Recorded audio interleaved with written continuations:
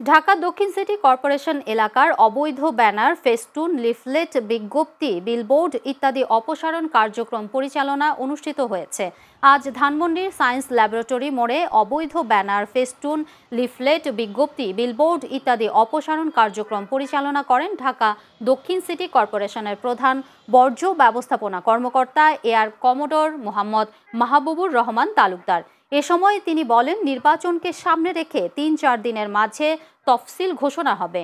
তাছাড়া তিনি আরও বলেন, তফসিল ঘোষণার ২৪ থেকে ৪৮ ঘন্টার মাঝে নির্দেশনা অনুযায়ী ব্যানার, ফেস্টুন খুলে ফেলতে হবে।